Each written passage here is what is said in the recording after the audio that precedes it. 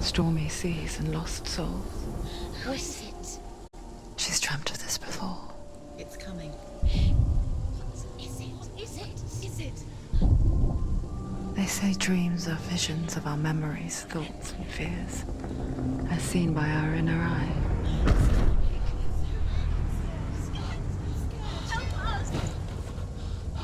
But what if each one of us is always dreaming, even when awake? And we only see what our inner eye creates for us. Is this what hell is? A world shaped by Senua's nightmares. Maybe that's why people fear seeing the world through her eyes. Yes, she's scared. Because if you believe that Senua's reality is twisted, you must accept that yours might be too.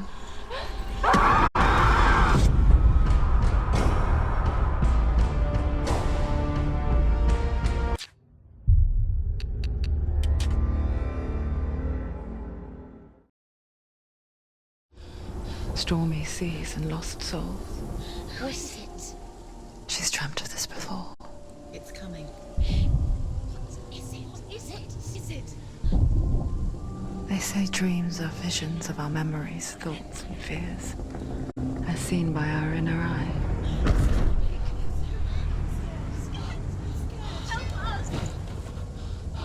But what if each one of us is always dreaming, even when awake? And we only see what our inner eye creates for us. Is this what hell is? A world shaped by Senua's nightmares. Maybe that's why people fear seeing the world through her eyes. Yes, she's scared. Because if you believe that Senua's reality is twisted, you must accept that yours might be too.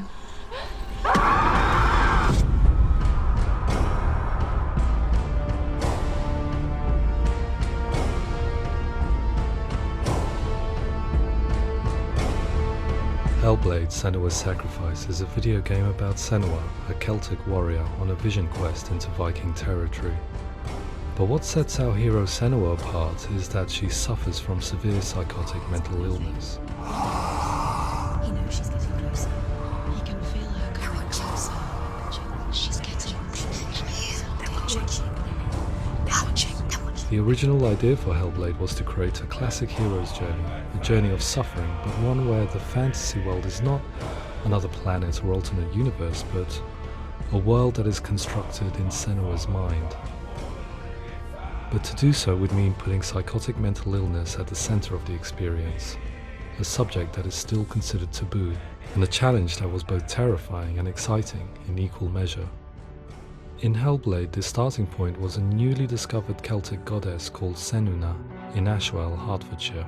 When first discovered, her name was thought to be Senua, a name which I liked and kept. I wondered if Senua might have been a Celtic warrior like Boudica who stood up to the Romans. While the Romans had conquered all of Europe, there was a group of Celts up in the furthest reaches of the Roman Empire that could not be conquered, the Picts.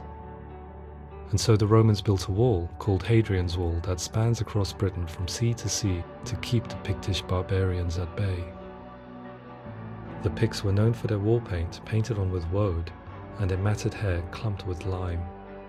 And so Senua would be a barbarian Pict in this image. What's your name? Senua. I haven't seen you before. I don't live home much. Oh, Zeno's daughter. I have to go. Wait. Orkney is off the coast of Scotland and was inhabited by the Picts, steeped in history and mystery, and so I made Orkney Senua's home and set the stage for a crisis.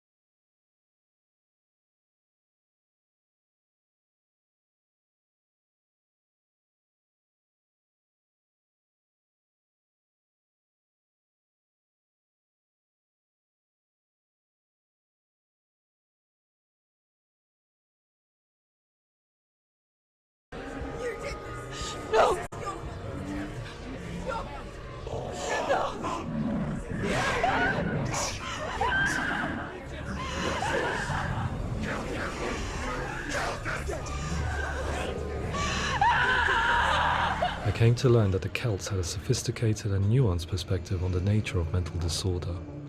One term they used was Gelt. A Gelt is a man or woman who has been driven mad by a curse, battle trauma, or grief. The Gelt would take to a life in the woods in search of penance, punishment, and purgation. And so Senua became a Gelt, cursed by darkness, looking for redemption in the wilds.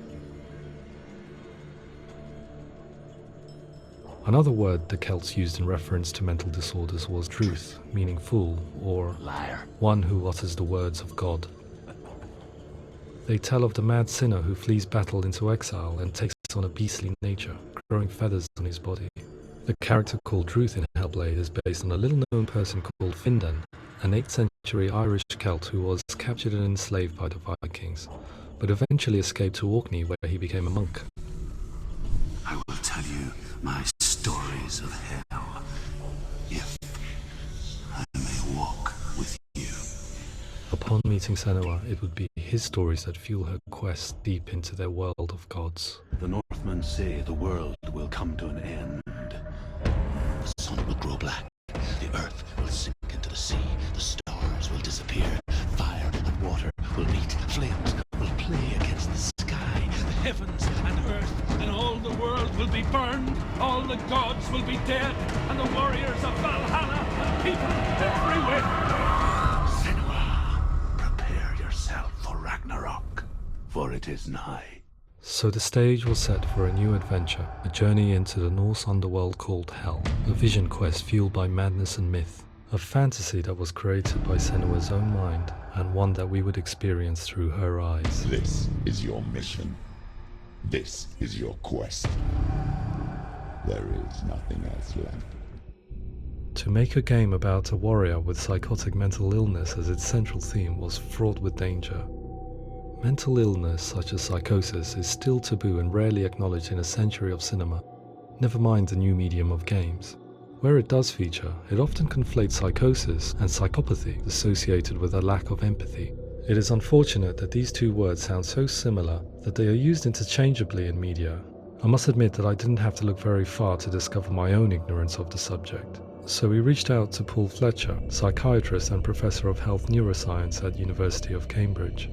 Psychosis is a descriptive term, and it refers to having a loss of contact with objective reality. So it's characterized by two main sets of symptoms. One of them is hallucinations, where somebody experiences perceptions when there is no actual objective thing out there to perceive. You're already dead. Who are you? And the other is delusions, where somebody comes to very often bizarre, unpleasant, frightening beliefs when there's no good evidence in favor of them. There's no doubt about it. The source of the darkness is in Helheim. And the goddess Hela holds his soul there. We reached out to Welcome, a biomedical research charity that spends billions on research and awareness programs aimed at improving health. Mental health hasn't always been presented in the media in a way that is particularly helpful. It can be challenging to engage people with the subject matter, and there are a lot of preconceived ideas about mental health, and particularly schizophrenia and psychosis. So we hope our support allows the team to continue to collaborate with Paul Fletcher and with those who have experience of psychosis to create a game that provides a fresh perspective on the condition and allows audiences to engage with it in a way that just wouldn't be possible in any other medium.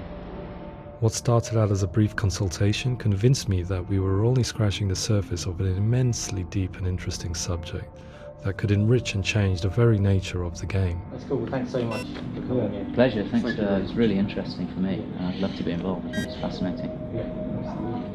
Absolutely. Our understanding of psychosis is still very much a mystery, and ways of treating it are still primitive compared to physical illness. After all, it is easy to see the pain and suffering caused by physical diseases or physical trauma.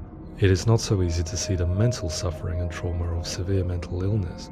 But what if we could find a way to see it? Games are capable of drawing you in for hours on end, playing the role of a character who is different from you, experiencing their perspective, and actively involving you in a world that functions with a different set of rules. That voice is not a kind. That voice calls you to your death. It's an evil voice. If we were to represent Senua's psychosis, we would have to simulate voice hearing, a common attribute. But how can we simulate something we have no first-hand experience of? Professor Charles Fernyhough, a leading expert in voice hearing from Durham University, offered his help. Hearing voices is an experience that is usually associated with severe mental illness, and crucially we know that hearing voices is a part of ordinary life for many people who don't meet the criteria for mental illness. Yeah. Oh, that's not him in real life. We know voices vary according to where they appear in space. Voices can appear far away in the distance, they can appear right there in your ear, they can seem to be coming from inside your head. Based on the information Professor Fernyhough provided, I put together a sound brief and invited some actors to the studio. We recorded the actors using a binaural microphone, which records the 3D spatial position of sound, replicating the way sound is heard by human ears. It gives you an incredible sense that the person you are listening to is right there beside you. Can't see that she's going.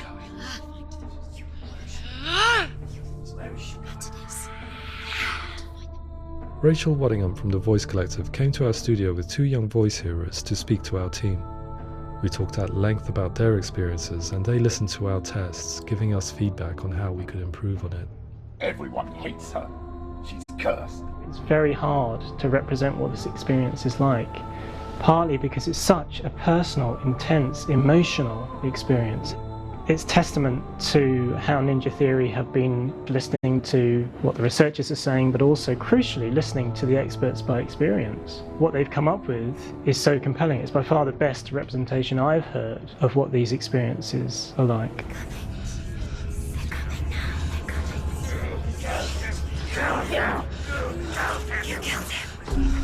Other common attributes of psychosis are visions and flashbacks. We met with Recovery College East, who work with and care for people recovering from severe mental disorders. A group of service users gave us their first-hand account of what they experience. Sometimes when the visions or what we're seeing is too much, it becomes more difficult until eventually we perhaps don't see anything. The people we spoke to, the stories they told, were fascinating, harrowing and mind-boggling. The reality of what people experience was vivid, far exceeding what I could possibly have imagined. We went away itching to represent some of these visions and flashbacks in the game. Hands will know my heart is so, love is so far away. Don't you know how I wanna feel deeper? I could never know how you grow, all these days are killing me. Now I see deep in me insanity does unfold.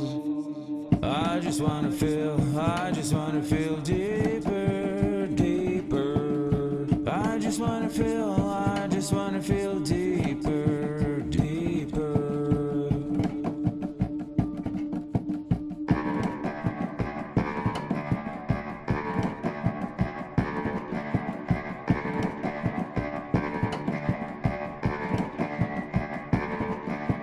Hands will know my heart is so, love is so far away.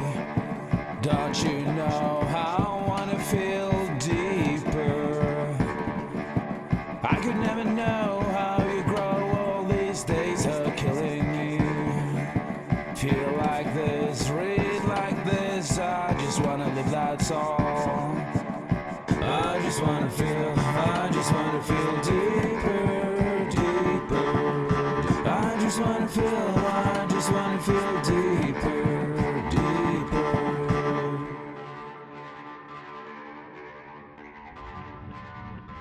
To refine our work, we continue to hold meetings with Recovery College East over the course of a year and a half, showing them what we had achieved so far and refining the in-game representations based on their feedback. With their help, flashbacks, visions and changes in perception were woven into the story and gameplay of Senua. The students that are involved in this project are incredibly excited about being involved. They have described the experience as being important because it values their lived experience and shows that despite what we have been through, all of that experience becomes valid, that actually it's something that we should all be talking about. The experiences described range from beautiful to frightening beyond comprehension. I heard of a girl who has to live with an angry voice screaming at her, slamming on her doors and walls 24 hours a day. I met someone who would often see hanging corpses in a room, so real that she would sometimes try to rescue them. The panic and fear that comes with such visions is entirely understandable, and it can be a living horror for some. Worthless, weak, pathetic. Go on, feel sorry for yourself, because there's no one left to do that for you. I was urged by one fellow that we should not shy away from showing this horror, and so I was perpetually torn in making Hellblade. Had we gone too far with our representations, or not far enough? Broken and lost. Just like your soul. Come on.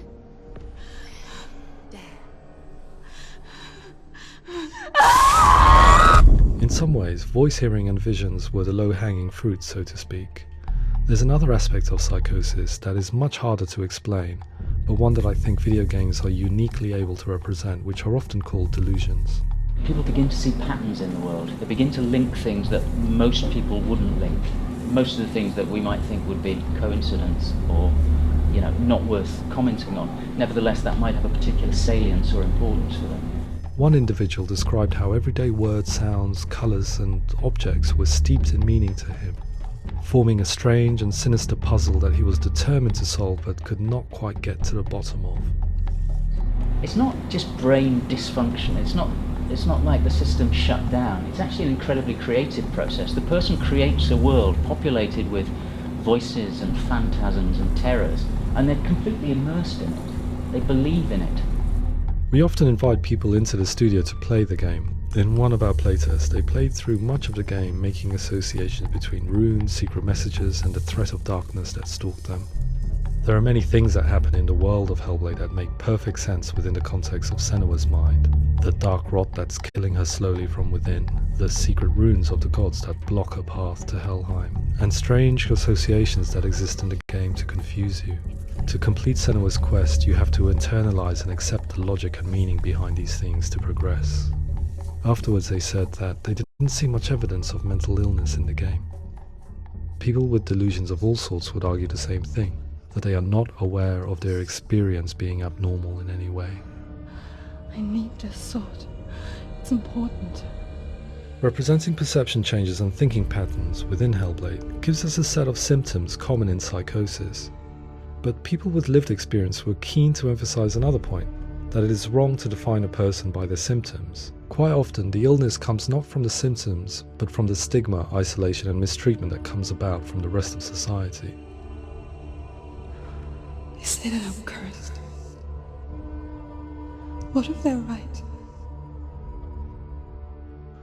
I needed someone to portray Senua, someone who could believably internalize her suffering.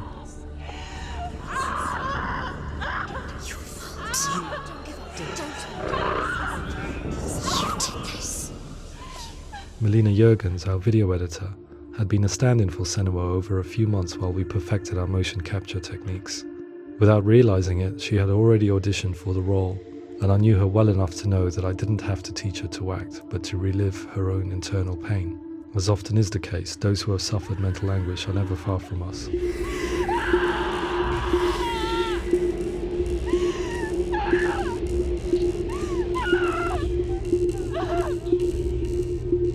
My hope is that by creating a compelling and aspirational character in Senua who feels very much real, albeit in a fantasy setting, we can provide a lens into her reality, a different one to yours, and this is where storytelling comes into play.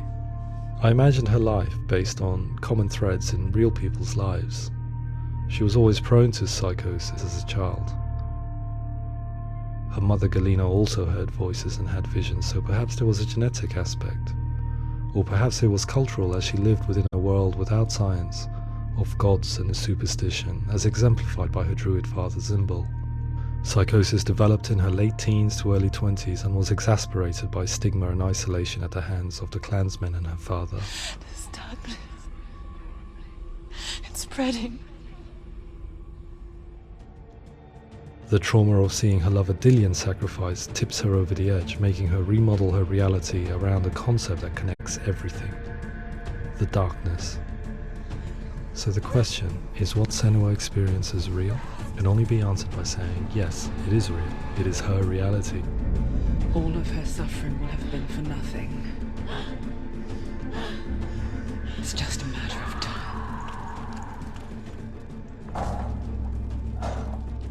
Towards the end of the project, service users and professionals that had collaborated with us were invited to see the near final game. It was a chance to see if the game had reflected their views or if it had misrepresented them. For me, being involved in especially developing Senua's character has been really important, and being able to bring in my perspective and what I see and what I hear, and having that built into the game has been a real privilege. It's gritty and it's meaty, and there are some tough subjects in there that are being tackled with honesty.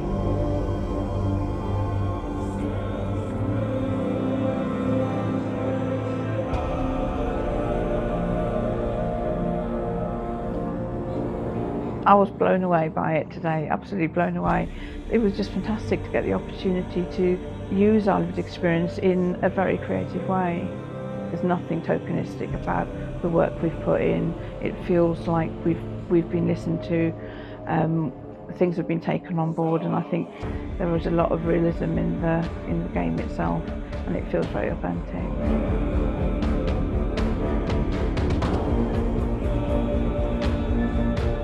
Hellblade will give people a good experience of what it's like to hear voices and have those experiences.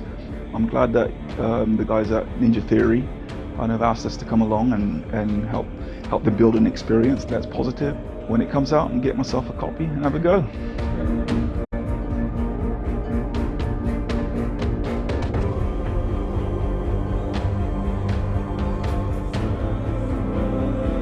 I think all the way through I was really inspired by how the conversations have translated into the game in a way that I think I didn't imagine was possible. So wonderful, really wonderful.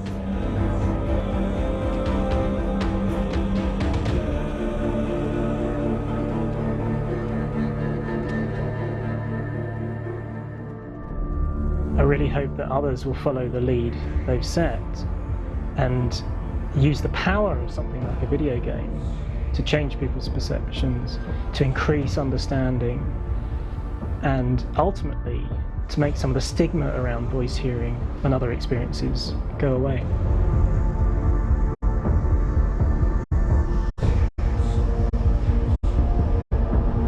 For me, it was really exciting to see something that I explore scientifically being represented so beautifully in a character who's trying to penetrate the mysteries of the environment in which they've been placed, with all of this strange uncertainty and noise and conflicting information that they're getting. I'm very excited by this way of trying to represent mental illness, because I think it actually might be offering us insights that we wouldn't get from pure scientific explorations, and actually giving us quite an empathic view of what it might be like.